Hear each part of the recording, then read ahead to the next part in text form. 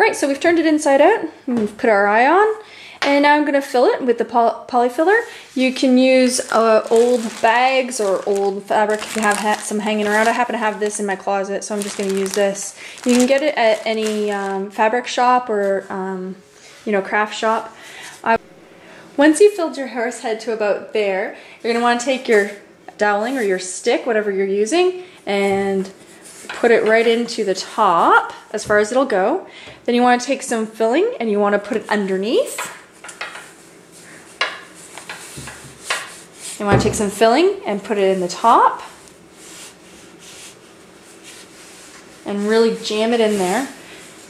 And you also want to put filling on the sides. And basically you're trying to almost wrap it around the stick, because the amount of filling you put around your stick gives it the sturdiness. So if you don't have enough, your head's going to droop like that. And you don't really want that with kids playing with this. So try and fill it up as much as possible, and then I'll show you what to do at the bottom. Figure out where the stuffing ends, so about there. So I'm going to take a needle and a thread, and I'm going to start at the back of the mane, and all we're going to do is we're going to make a stitch that's going to gather it all together, so they don't have to be small. The whole idea is once you pull the string, once you've gone all the way around your horse head, it's going to pull really tightly like that right against the stick. And then what we're going to do is take a bit of yarn and just wrap it right around for extra security. Is turn it upside down, and that way you don't get your mane all caught in it. And then you take your yarn. I'm going to happen to use mine the same color as the mane. And for the first layer, you tie it at the back. I'm going to do it right underneath the mane so that I don't have to worry that it's going to be all that visible. So tie it really tight as you can. Do a bit of a knot there.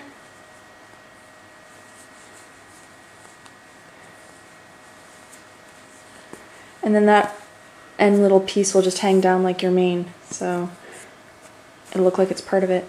And then all you do is you just turn your horse head.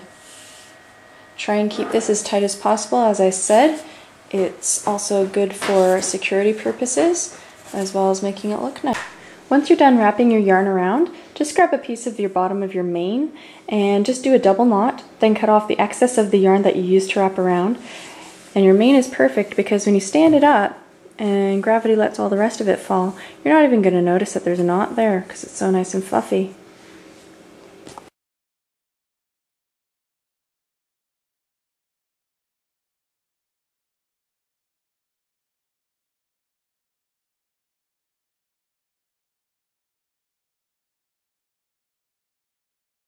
What I'm using is a red embroidery floss. It's very, very thick, so I'm using an embroidery needle.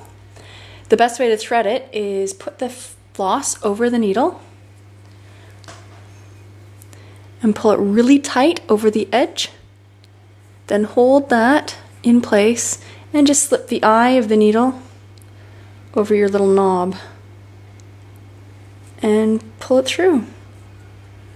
Unfortunately, embroidery floss is really well known for splitting. In fact, that's kind of a good thing. Sometimes you want it to split apart. I'm not going to tie a knot. I'm just going to do a couple loops to knot it off inside, and then I'm going to go across. So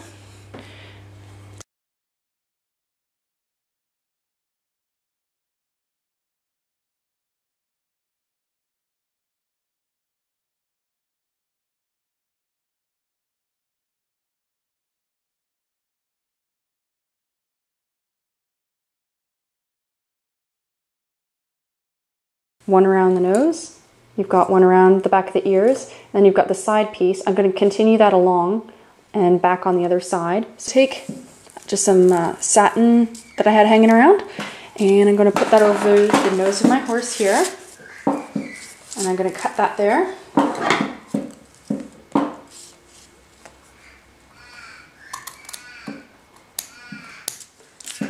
And because this is satin, I'm actually going to burn the ends here with a little candlestick, just because it will fray like that is. And then I do the same thing around the back of the ears, as in the picture there.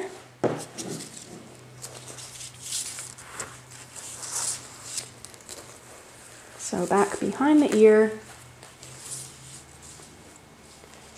around the other side. There we go. Overlap a little bit.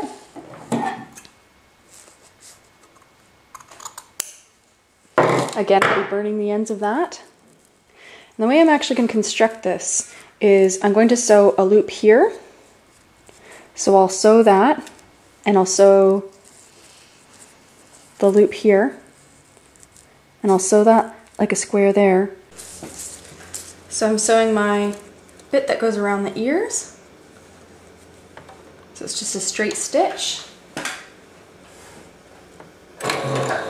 Couple stitches forward, couple back to knot, take out your pin, and then just go forward.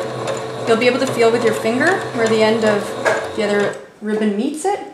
You just stick your needle in, lift your presser foot up, turn the entire thing 90 degrees, put your presser foot down, and go forward. Again, you get to the corner, put your needle down, press your foot up, turn it 90 degrees, go forward. Press your needle down, press your foot up, turn 90, and go forward.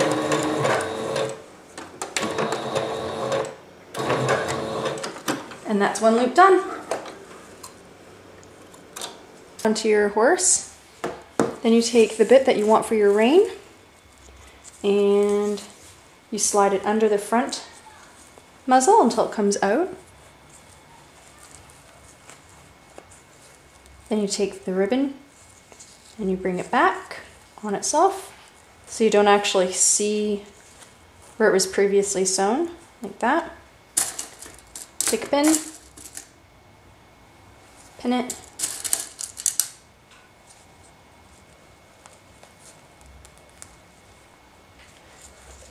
bring it back to where the other two intersect by the ears there.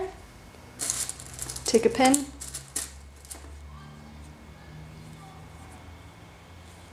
pin it,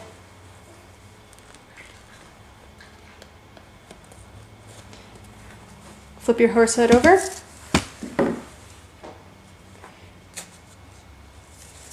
now take your rein and lay it across. For this, you're going to just see how long you want your actual rein at the back. You're not going to pin it here and here. Once you have how long you want your rein, you cut your ribbon and you finish it off with the candle like I showed you previously. Because the only way you're going to be able to get this off of your horse is if the rein isn't attached on the other side. So now that you've got that there, you can get it off your horse and you can sew here and here. Okay, so this is the front of my muzzle. I'm just going to straight stitch.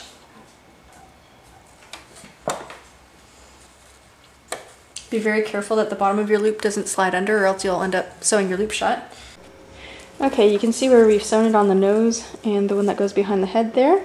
So to do the other side, you just flip that over. I recommend laying it against a flat table. You're going to find the middle of your loop by laying it flat. And once you found the middle of your loop, you bring the other side of the rein over. Make sure you don't twist it at the back or you're going to have a bit of grief. So it lies like that. Then this end, you just tuck under. Pin it there.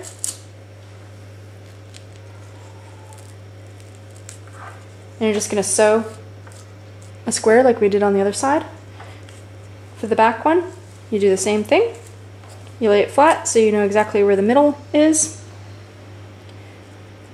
Match up your front end pieces so it's all lying flat, and then that will give you the exact distance from your front one. So it'll match your back. There we go. Take your pin and pin it. So now you're going to sew that square as well. And then just double check, make sure your rein lies flat so that there's no twists in it, or else you'll have totally messed up your bridle. Once you've embellished whatever you want put on your bridle, the very last step is to cut the hair. Now if you'll remember, we did loops all down the back, so all you do is you bring it to the end, line up your loops, grab your scissors, sorted.